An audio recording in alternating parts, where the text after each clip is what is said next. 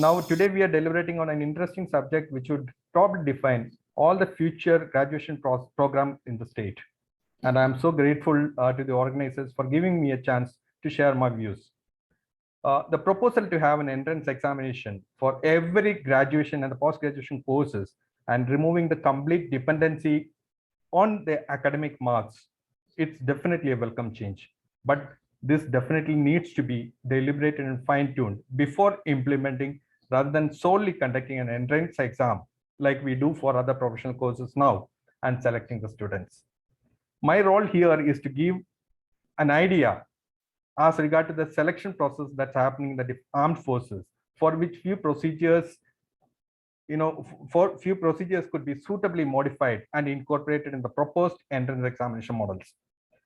I agree that the selection to the armed forces and other professional courses are two entirely different processes, where one is for an employment, whereas the other for purely an academic reason.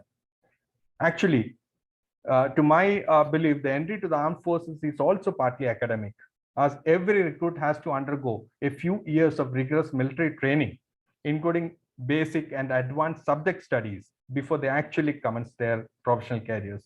And it goes on till you hang your uniform. For the benefit of all, I'll briefly introduce the structure of the armed forces. The main chunk of the defense forces comprises of two categories, the commissioned officers and the non-commissioned officers. In the case of the non-commissioned officers, which we generally call Javans in the Army, the airmen in the Air Force, and sailors in the Navy, more emphasis is given on their physical standards during selection. While for the commissioned ranks, the selection process is far more complex and rigorous. The initial examination, similar to what we have the entrance examination, that is conducted by the UPSC and the CDSE or the respective service headquarters, as the case may be. Then the candidates are shortlisted and called for a week-long interview process known as SSB, or rather SSB stands for the Service Selection Board, where all the requisite qualities and aptitude which is required for the military services are checked before recommending for induction into the forces.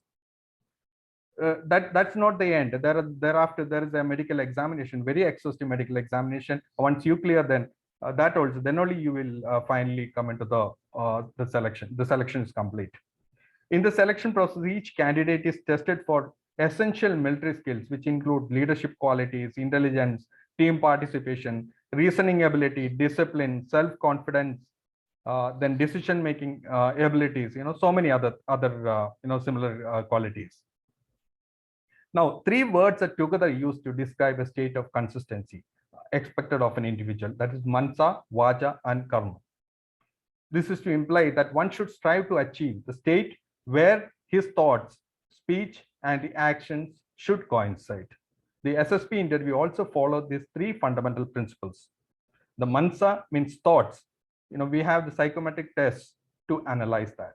Vaja means speech.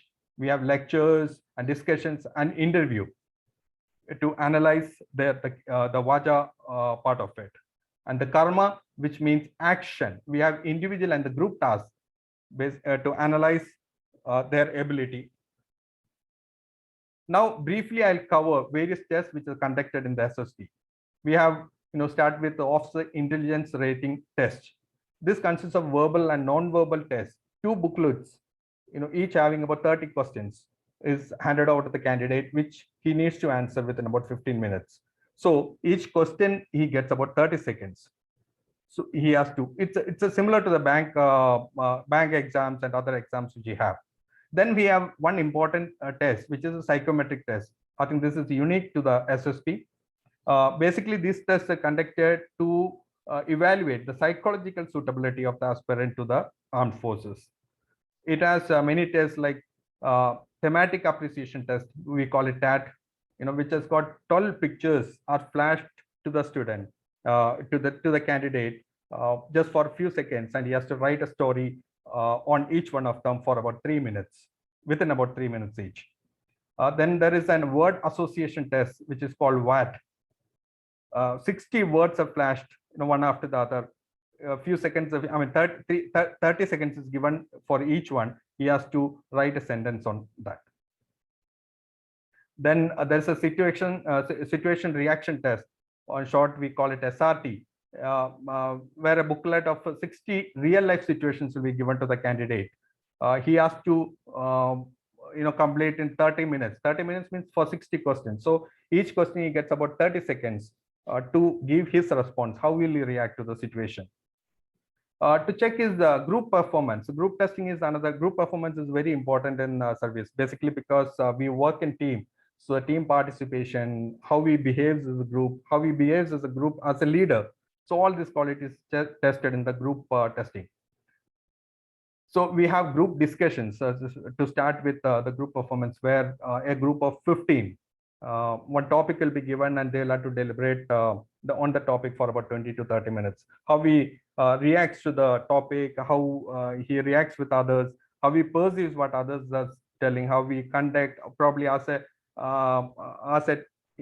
his suggestions, how we put forward. All this will be checked in this group discussion. We have then group planning exercise. Basically, a story-based issue will be given and the team has to find a solution to the issue. Then we have progressive group tasks. Each group will be given 4 obstacles. So they are allowed to cross, by the group has to plan something and to cross the obstacles.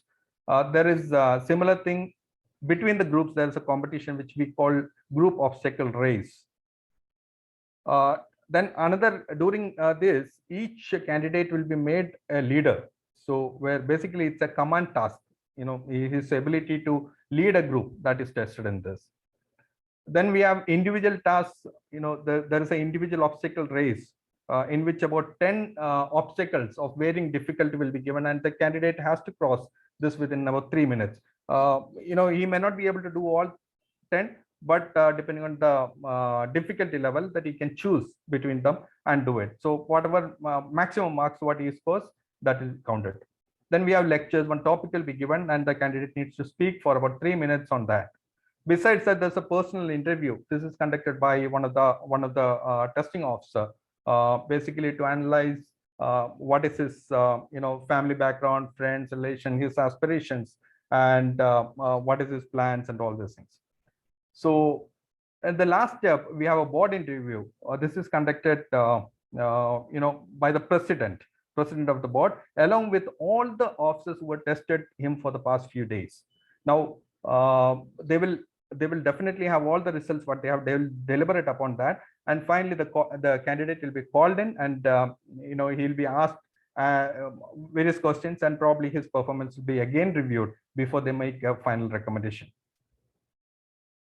I know it will be impractical to plan such an elaborate level of testing for the academic courses which we are discussing today, but we could identify and incorporate some testing procedures from the SSB model, to arrive at a right candidate for the right course. Thank you. I've finished.